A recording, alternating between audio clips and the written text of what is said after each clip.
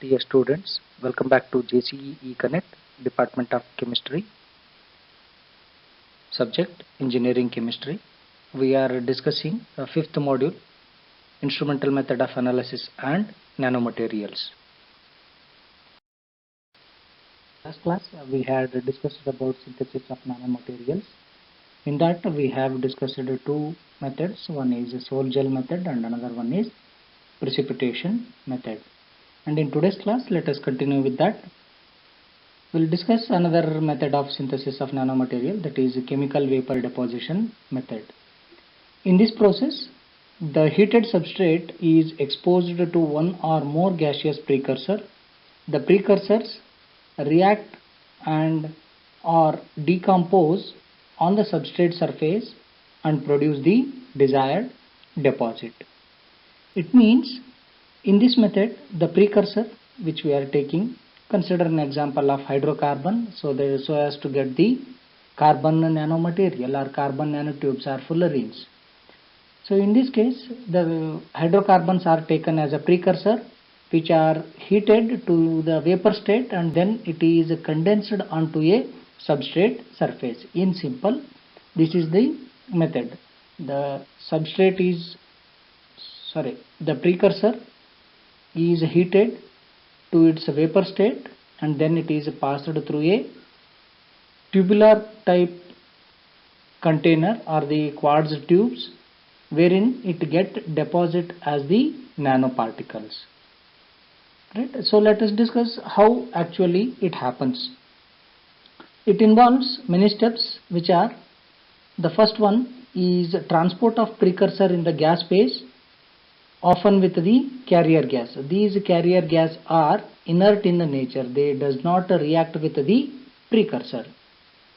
So along with the carrier gas, precursors are transported to the reaction zone maintained at about 700 degrees centigrade to 900 degree centigrade. There, the diffusion of a precursor through the boundary layer takes place.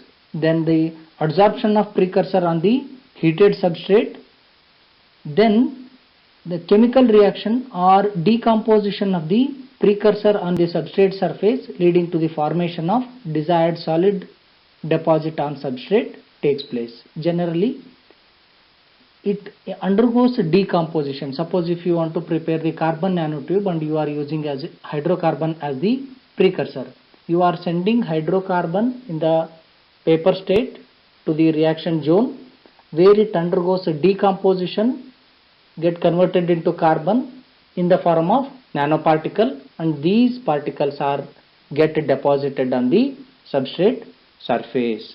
So this method is called as chemical vapor deposition method. To understand more clearly about the chemical vapor deposition method, let us consider an example wherein we are preparing carbon nanoparticles. To prepare carbon nanoparticles, we are choosing hydrocarbon as the precursors. These hydrocarbon precursors, along with the carrier gas such as argon or nitrogen gases, are introduced into the reaction chamber. Chemical reaction or decomposition of precursor takes place in the reaction chamber, which is maintained at about 700 degree centigrade to 900 degree centigrade as per the reaction shown here. Hydrocarbon gives rise to carbon and hydrogen. So to understand this one, look at this figure. So in this figure we have two inlets. One is for carbon source, that is hydrocarbons, and another one is for inert gas. Either we are passing nitrogen or argon as the inert gas. So these two raw materials, that is the precursor and the carrier gas, in the vapor state or in the gaseous form, it is fed into the reaction chamber. This reaction chamber is generally made from quartz tube. So and in this reaction chamber is maintained at a temperature of about 700 to 900 degree centigrade by using split furnace. So the temperature is maintained in this chamber So at this temperature, the precursors undergoes either chemical reaction or decomposition. Generally, decomposition is more predominantly takes place, and then the carbon nanoparticles are get deposited onto the substrate surface as shown in the figure. Any byproducts which are getting from these reactions are escaped at the other end of this tube. I hope you have understood this clearly now.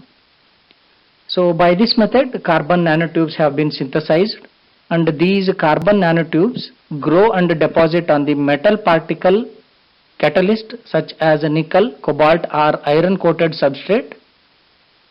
So these substrates, what we are shown in the quartz tube, these substrates are coated with the nickel, cobalt or iron, which acts as a catalyst for this reaction. Hydrocarbon gets converted into carbon and hydrogen. This is how we are preparing nanoparticles by using this method, chemical vapor deposition method. The advantages of this method are: the method is very flexible, can produce a wide range of materials. Precursors can be solid, liquid or gas under ambient conditions, but delivered to reactor as a vapor. It means any type of raw material or precursor can be used to produce the nanoparticles, provided it has to be sent to the reactor in the form of gaseous state or the vapor state. The third advantage is it allows the formation of doped and multi-component nanoparticles by use of multiple precursor. It means at a single step we can produce the multi-component nanoparticles by supplying the different precursors into this reaction chamber. So these are some of the notable advantages of chemical vapor deposition method. With this, we have covered all the three methods for the synthesis of nanomaterials, that is sol-gel method, precipitation method and chemical vapor deposition method. Now we shall move on to the another topic of nanomaterials, that is nanoscale materials. Under this heading we will be discussing three examples. One is fullerenes, second one is carbon nanotubes and the third one is graphene. In today's class we will discuss about fullerenes.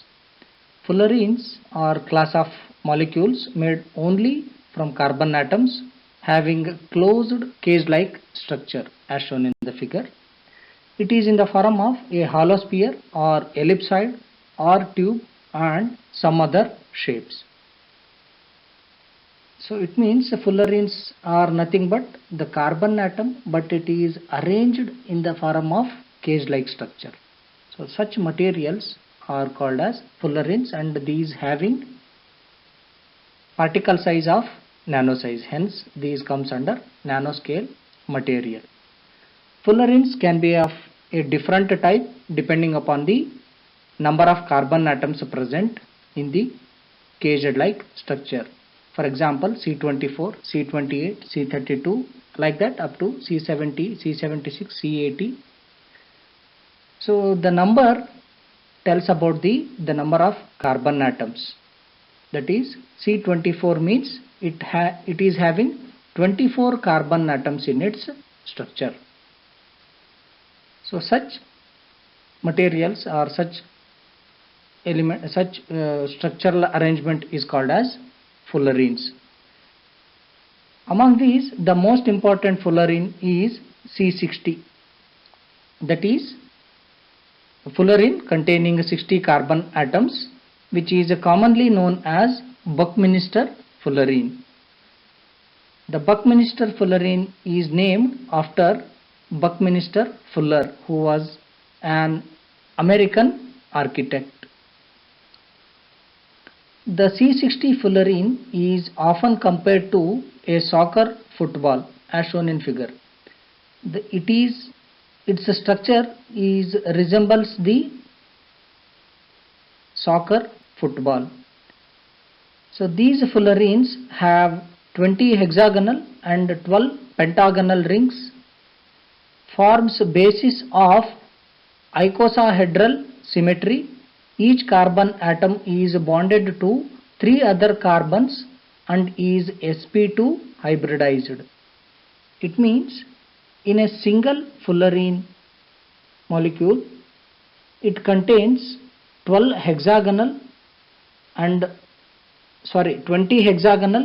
12 pentagonal rings, and it makes icosahedral symmetry. Each carbon atom in this structure is surrounded or bonded with the 3 other carbon atoms, and the bonding between 2 carbon atoms will be in sp2 hybridized. So this is about fullerenes.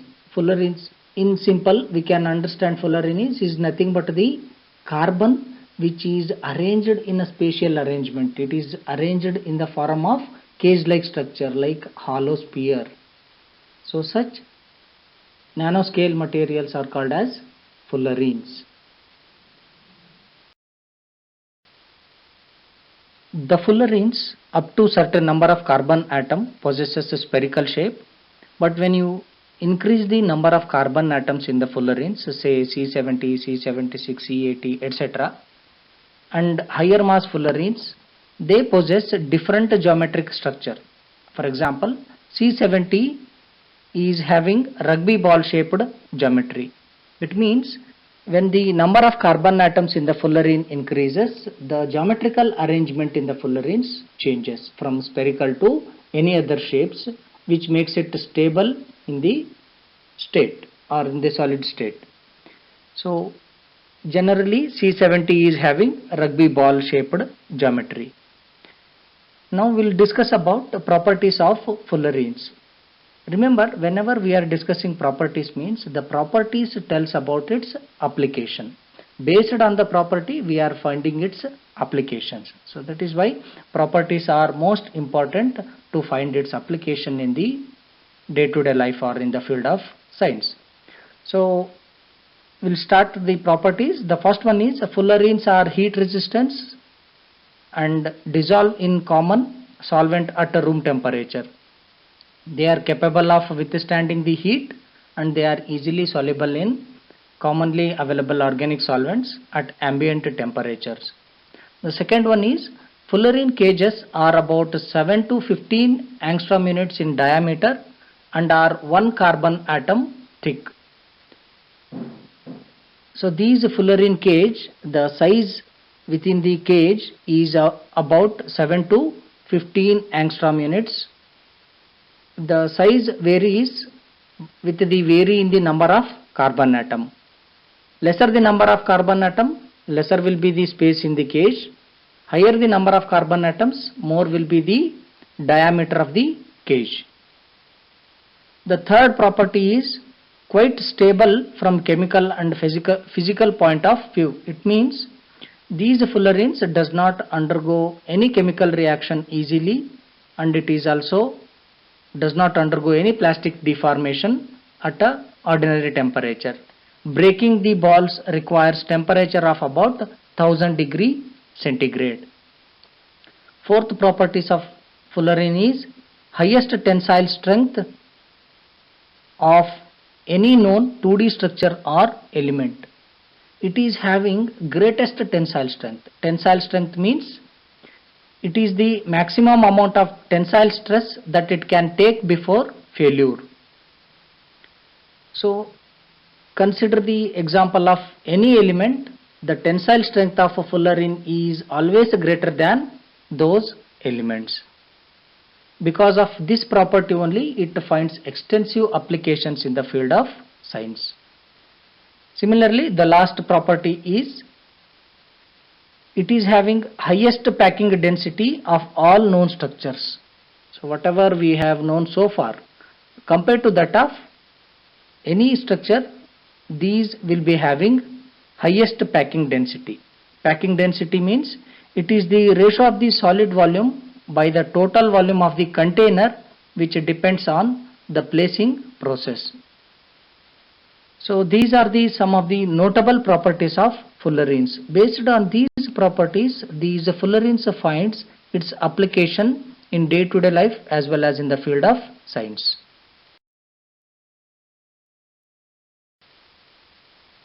Fullerenes find extensive application in almost all field of science because of their variable properties.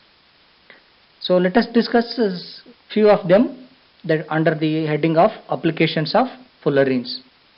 First one is fullerenes find their applications as a hydrogen storage material for fuel cells and some secondary batteries. So because of its cage-like structure, it can capable of hold the gases, or it provides a storage space for the gases. Hence these fullerenes are used as a storage material for hydrogen in fuel cells and some other batteries. The second application is fullerenes are extremely flexible and strong nature, therefore are being considered for use in combat armor. Flexible and strong are the properties of fullerene. Based on these properties, it finds an application in combat armor. Combat armor means it is the general term for any suit of personal body armor. For example, the body suit of military personnel. The third application is elements can be bonded with the C60 or other fullerenes to create more diverse material including superconductors and insulators. That is, by making a composite material with the fullerenes, we can prepare superconductor and insulator materials. Fifth application is fullerenes and their derivatives are also applied to coat materials on some chemical sensors such as quartz crystal microbalance and surface acoustic wave sensors. So these fullerenes are coated onto any material and thereby they can act as a sensors. For example, quartz crystal microbalance QCM. QCM, which measures a mass variation per unit area by measuring the change in frequency of a quartz crystal resonator. So in such cases, these fullerenes are used as a material and it enhances the sensing capacity of the material. Also we have mentioned another example of surface acoustic wave sensor, which are a class of micro electromechanical system MEMS which rely on the modulation of surface acoustic waves to sense a physical phenomenon. So in such instruments, these fullerenes find its application as a sensors. The next application is researchers have found that water soluble derivatives of fullerene inhibit the HIV-1 protease. That is, these fullerenes also find its application in the field of biological sciences also.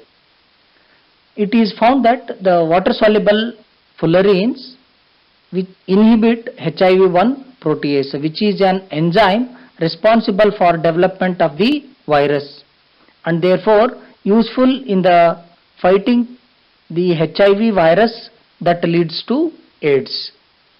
So these are some of the notable applications of fullerenes. Apart from these, it finds extensive applications in almost all field of sciences. So in today's class we have discussed two parts. One is synthesis of nanomaterials by chemical vapor deposition method and another is nanoscale material. Under this we have discussed fullerene. In the next class we will discuss graphene as well as carbon nanotubes, their properties and applications. Thank you.